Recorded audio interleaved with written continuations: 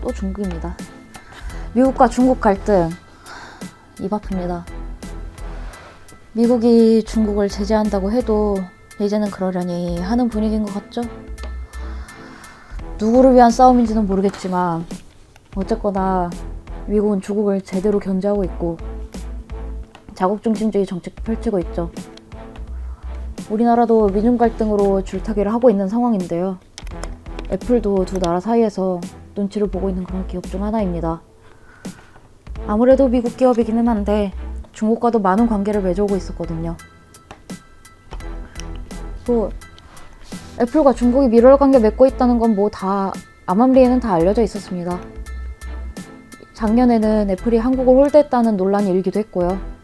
대신에 중국의 저자세를 취하고 있다, 뭐 그런 이야기도 나오기도 했습니다.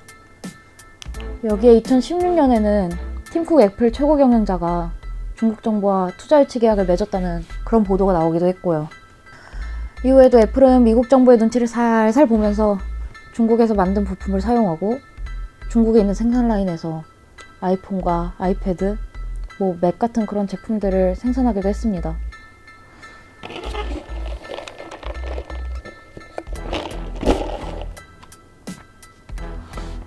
애플 입장에서 중국이 나쁜 시장은 아닙니다.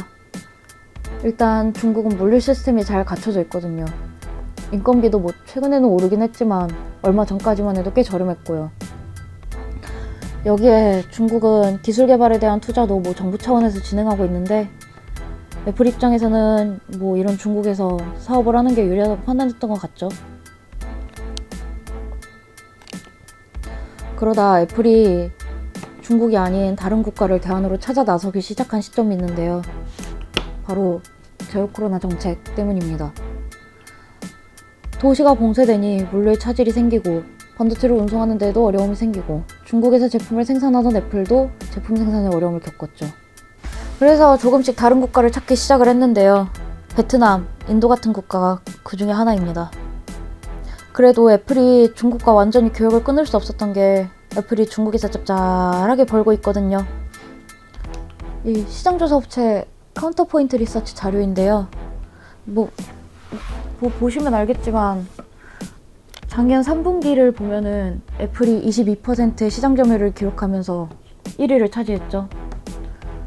그 아래로 비보, 오포 같은 중국 스마트폰 시장이 있었고 화웨이는 미국한테 제대로 맞아가지고 8%의 점유율을 기록했고요. 그리고 중국 업체보다 애플이 차지하고 있는 비중이 더 높은 겁니다. 이렇게 중국에서 많이 벌어들이고 있다 보니 단번에 교역을 끊는 건 어려웠는데요. 애플은 메모리 업체 양쯔강 메모리 테크놀로지나 디스플레이 업체 BOE와 협력을 하기도 했습니다. 처음 할 때는 공급망 다변화라고 이야기하기는 했는데 어쨌거나 중국과 접점을 늘리게 된 건 맞죠. 당연히 미국 정부가 가만히 있을 리가 없죠. 미국 정부는 강력하게 비난했는데요. 애플이 중국과 불장난을 하고 있다 라고 한다든지 애플이 중국과 관계를 더 진전시키면 전략문 조사를 하겠다 이런 식으로 얘기를 했습니다. 이번에도 역시 국가 안보를 명분으로 세우긴 했는데요. 중국 공산당과 밀접한 연관이 있는 기업이 미국 통신망과 스마트폰 시장에 들어오게 할 수 없다 이런 식으로 얘기했다고 합니다. 아무래도 미국은 중국을 계속해서 제재하고 있고 그 제재를 자국 기업한테도 계속 적용하고 있는데 그거를 거스르고 있는 애플이 미국 정부 입장에서는 마음에 들지 않을 수밖에 없었을 것 같습니다.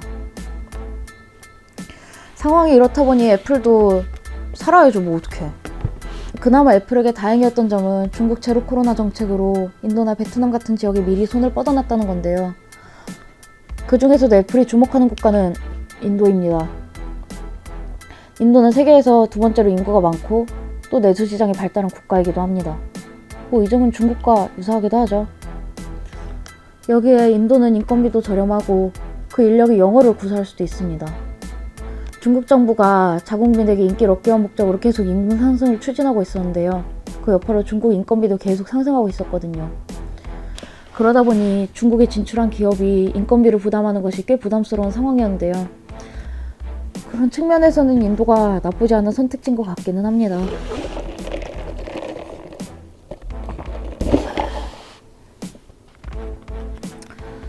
다만 인도가 진짜 중국의 대안이 되기 위해서는 먼저 반도체에 대한 이해도를 올려야 됩니다. 아무래도 그동안의 반도체 산업을 영위하지 않았기 때문인데요. 반도체 기술 하루 이틀 만에 되는 거 아니잖아요. 거기에다가 반도체 공장을 가동하기 위해서는 용수와 전력이 필요한데 아무래도 자원을 공급하려면 배관이 필요하고 전력을 전송하려면 전력 전송 그런 인프라가 필요한데 인도가 반도체 관련 사업을 그간 하지 않았다 보니 이런 게 갖춰져 있지 않았습니다. 그래서 지역 개발과 인력 양성을 동시에 해야 되는 상황이고요. 근데 아무래도 지금 반도체 시장이 커지고 있다 보니까 인도 입장에서는 지금 당장 뭔가 조치를 취해야 되는 상황입니다. 그래서 인도 정부는 세금 감면 혜택이나 지원 정책 같은 것들을 통해 반도체 기업을 계속 유치하고 있습니다. 아무래도 반도체 기업이 지원 정책이나 이런 것들을 많이 따라가고 있기 때문이거든요.